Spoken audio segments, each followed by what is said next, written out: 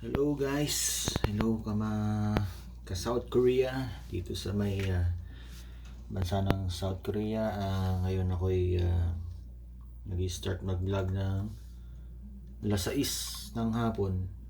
So gusto ko lang i-share yung mga experience ko rito sa South Korea.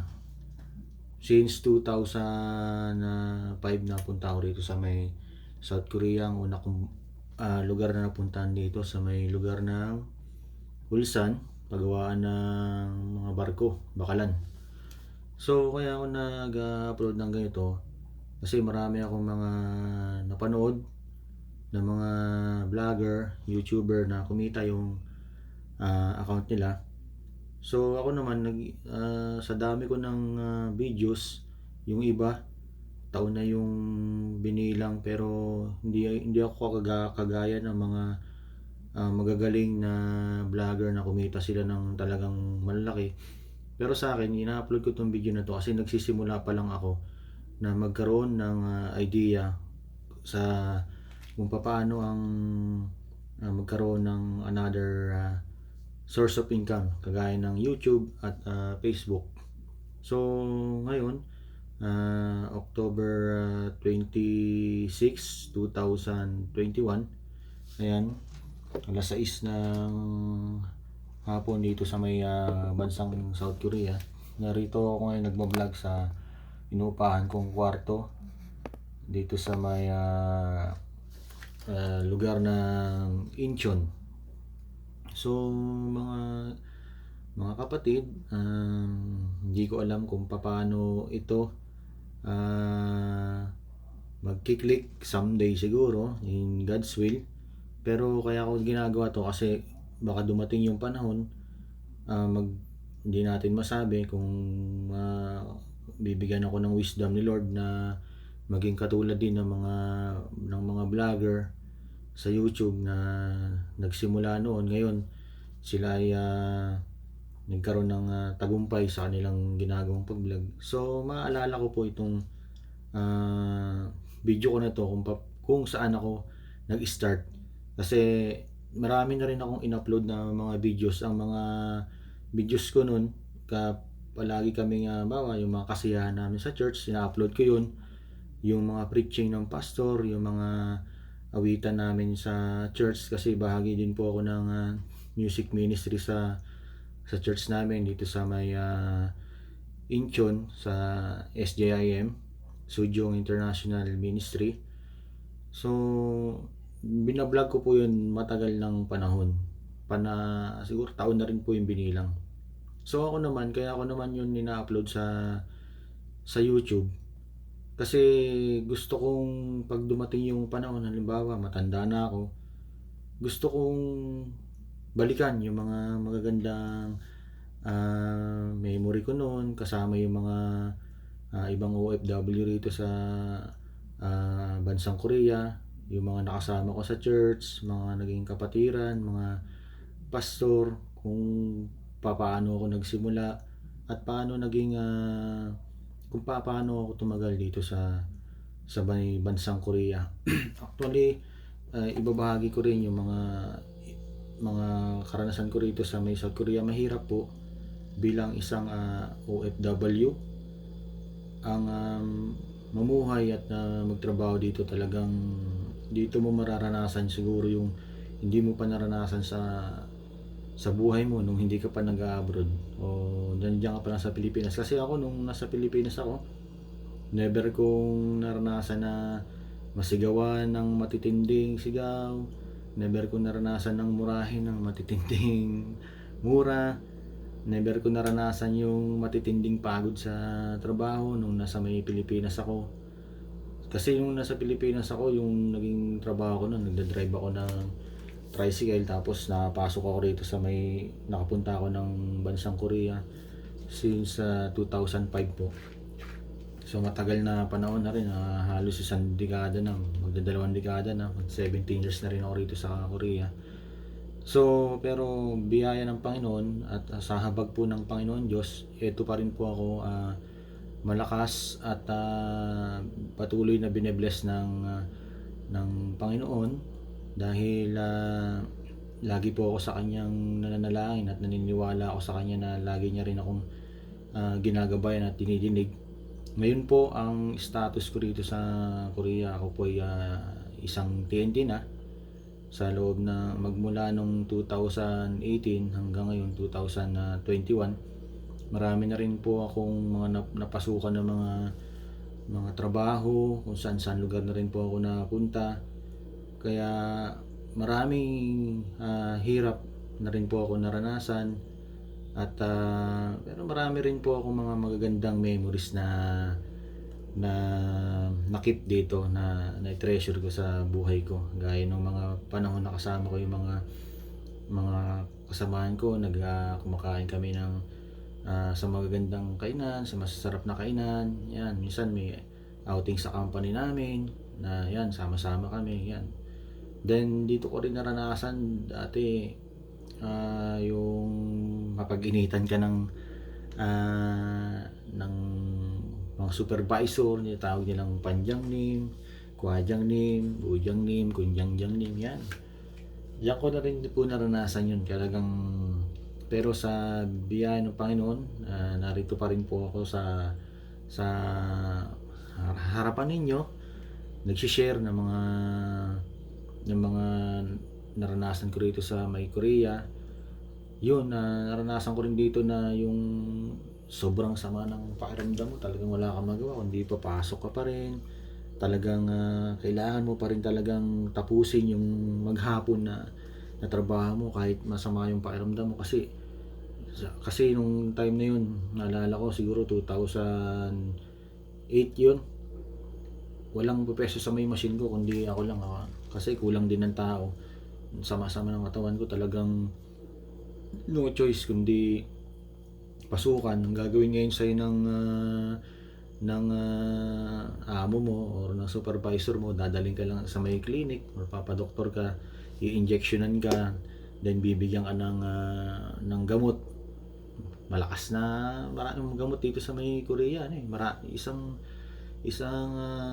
supot siya, tapos marami na siya nakalagay sa loob. Actually meron po akong gamot na tinitake ngayon ayan, parang ganyan siya, marami siya. Tapos pag ininom mo yan, maya pakiramdam mo okay na, malakas ka na ulit ganun. Dito ko rin naranasan dati yung sobrang gutom mo, tapos hindi pa oras ng kain, hindi pa oras ng break time, pero gutom na gutom ka na dahil sa pagod, ganun. Tatakbo ako ng kusina sa siktang, na tinatawag nila siktang, pali-pali, mabilis, ibig sabihin pali-pali takbo, kasi pag naabutan ka ng time na yun, yung si Kim Pujang Nim yun lagi ako napag-iinitan nun. Pag nakita niya wala ako sa pwesto nun, sigurado mumurahin ako nun, sisigawan ako nun. Kaya ang ginawa ko nun, takbo ng mabilis sa may kusina, kasi may rice cooker na malaki lagi sa may kusina namin, at lagi may laman na kanin dun. So kahit kanin lang, subo mo, tapos inom ng tubig, tapos balik ka ulit sa may pwesto ng trabaho. Tapos panahon ng taglamig, grabe. Mahirap din po ang panahon lalo ng taglamig minsan. Ang sarap-sarap lang pakinggan na winter kasi umuulan ng yelo, malamig yung panahon. Pero ang katotohanan po niyan, kung nagtatrabaho ka sa factory kagaya ko or kagaya namin dito, mahirap po. Kasi ang hirap kumilos, sobrang ginaw. Talagang para ka nasa loob ng freezer na malaki. Yung talagang di mo mawari yung lamig, talagang nanunot sa may buto mo yung sobrang lamig, talagang yun. Tapos may lagnat ka or may trangkaso ka, ang hirap po. So yun, awa ng Diyos sa mga karanasan ko na yun, nalagpasan ko naman po. Tapos yung during summer naman, ganun din, walang kawala. Kung mahirap yung panahon ng taglamig, ganun din po yung panahon ng tag-init, sobrang hirap din. Kasi mabilis kang mauhaw, parang mabilis kang mapagod, talagang pawis ka ng pawis. Kaya yung mga nagbabalak po magpunta dito sa may South Korea, ang may advice ko lang po, baunin po natin lagi yung salita ng Panginoon Diyos. Lagi tayong hihingi sa Kanya ng gabay para tayo ibibigyan ng malakas na katawan, bibigyan tayo ng wisdom, kung paano natin nalalagpasan yung buong maghapon sa buhay natin, sa trabaho natin or sa gagawin natin sa maghapon. Unang-una po lagi yung Panginoon Diyos sa buhay natin. Then, pangalawa, dapat lagi kang may mahabang pasensya. Kasi hindi naman po lahat, pero may mga time na minsan kapwa mo pa Pilipino yung yung hindi mo makakasundo, hindi kayo magkakaroon ng magandang samahan sa trabaho. Naranasan ko rin yung sa isang kwarto, container van yung tinitirahan namin. Sa isang kwarto, 3 kami. So, tapos sa isang kwarto, sa isang container van, i-divide mo pa yun sa may 3. Yung isang container van, di-divide mo yun sa 3 kwarto. So, magkakaroon siya ng 3 kwarto, yung isang container van. Sa isang kwarto, 3 tao. Ngayon, siyempre, hindi ka magsosolo sa loob ng kwarto. Imagine niyo yung gamit ng kasama mo, gamit mo, 'di ba? 3 kayo. Sama-sama na ron, magdidiskarte na lang kayo kung paano po niyo gagawin na maluwag yung pwesto ninyo. So kami yung isang kasamahan ko nung dati si Abe Balaong. I miss you, bro. Sana kung dumating yung panahon, panood mo to, I miss you. Siya yung gumawa ng higaan namin nung dati, yung double deck. Marunong kasi siya mag-welding. Ako, assistant niya ako. Tapos ako yung nasa may second deck, siya yung sa first deck. Gumawa na lang kami ng parang cabinet namin sa harapan namin. Lagayan ng mga damit or mga gamit namin na kung ano-ano. Tapos yung isang kasamaan ko nasa baba. So imagine niyo sa isang kwartong maliit. Siguro mga isang dipa lang siguro yung isa't kalahating dipa lang yung luwag, tapos yung haba, 2 dipa, ganun. Sama-sama na kayo ron. Imagine niyo kung hindi kayo nagbibisyo, hindi kayo naninigarilyo, hindi kayo umiinom. May kasama kayong naninigarilyo sa loob ng kwarto or umiinom, maingay. Lahat ng pasensya, lahat ng adjustment para hindi ka mapaaway. Talagang gagawin mo. Pwede ka magsalita pero in a nice way, sa maayos na salita. Pero iba-iba tayo ng ugali. Ako, marami akong karanasan na nagkaroon kami ng sagutan, mga Pilipino or ibang lahi, kasi ganun. Pero matututunan mo rin talaga pagka matagal ka na kailangan mo rin mag-adjust. Doon mo marirealize na hindi laging sarili mo yung pakikisamahan ng iba. Darating yung panahon talagang kailangan mo pag-aralan din yung makisama ka, makibagay ka, kasi marami kang mga kasamang iba-ibang lahi or kapwa mo Pilipino na iba-iba yung ugali. So sa pagdating sa point na yun, marami rin po sa akin sinasabi ko, medyo rin ako dati. Ayoko rin yung naargabyado. Gusto ko yung pag sinabi ko ganun masusunod, ganito, ganun din ako dati. Pero nung na-realize ko, siguro binago na rin po ako ng Panginoon na hindi ka dapat ganun. Dapat marunong ka rin na umunawa at umintindi ng ng iba. Minsan kailangan mo rin magpakumbaba. So yun, mga brother, mga sister, kailangan natin magdala ng mahabang pasensya, malawak na pangunawa dito sa may bansang Korea. Siguro hindi lang sa may bansang Korea, kahit sa may ibang bansa.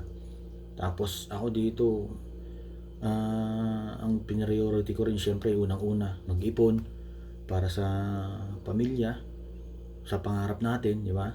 Kasi lang to, binigay sa atin ng Panginoon tong trabaho na to, itong opportunity na to para stepping stone para sa mga katuparan ng ating mga pangarap.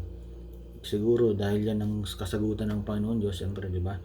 Nagpray tayo sa Kanya na magkaroon tayo someday ng magandang buhay para sa pangarap natin sa pamilya natin o para sa sarili natin. Gusto natin magkaroon ng magandang bahay pagdating ng panahon.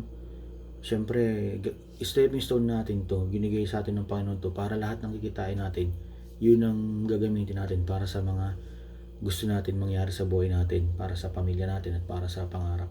So napaka-importante rin po mga kapatid, yung lagi tayong nagdadasal.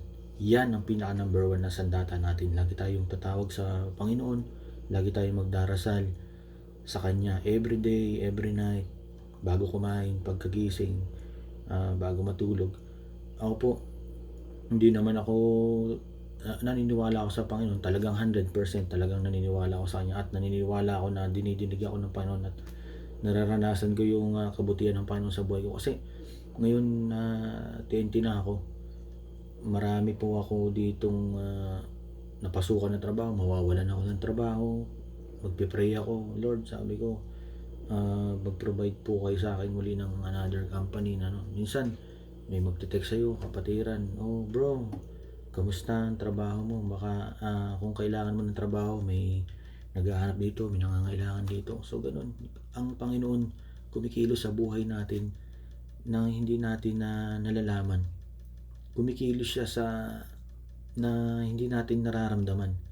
Iniisip pa lang natin, hinihingi pa lang natin, andiyan na agad yung kasagutan. Maraming beses ko pong naranasan sa buhay ko na yung Panginoon na inihingi ko pa lang, iniisip ko pa lang kung paano ko i-solve yung problema. Pero yung Panginoon, andiyan na, may pinadala na siyang tulong. Talagang to God be the glory talaga, na napakabuti po ng Panginoon Diyos sa ating lahat. Kaya wag po natin kakalimutan ng Panginoon Diyos sa buhay natin. Kahit saan tayo magpunta, lagi natin kasama sa buhay natin. Huwag tayong hihiwalay sa Panginoon. Kaya mga kapatid, kahit nandito ako sa may Korea, iningatan ko rin sarili ko kasi yun ang gusto ng Panginoon, ingatan natin sarili natin para ingatan niya tayo. So yun po mga kapatid, kung magbabalak kayo magtrabaho rito sa South Korea, unang-una yung dasal sa Panginoon Diyos, tsaka yung magdala tayo ng mahabang pangunawa, tsaka pasensya, tsaka dagdagan natin yung pagtitiis natin. Kasi kung talagang gusto natin maabot yung mga pangarap natin, dapat po marunong tayong magtiis. Yung pag-handle ng pera, dapat hindi tayo bili ng bili, hindi tayo gastos ng gastos. Dapat mas marami mas marami yung itinatabi, yung sinisave kaysa sa ginagastos. Yun lamang po mga kapatid. Sana po nakatulong po itong short video ko sa inyong lahat na nagbabalak na magpunta rito sa may South Korea. To God be the glory. Maraming salamat po. God bless.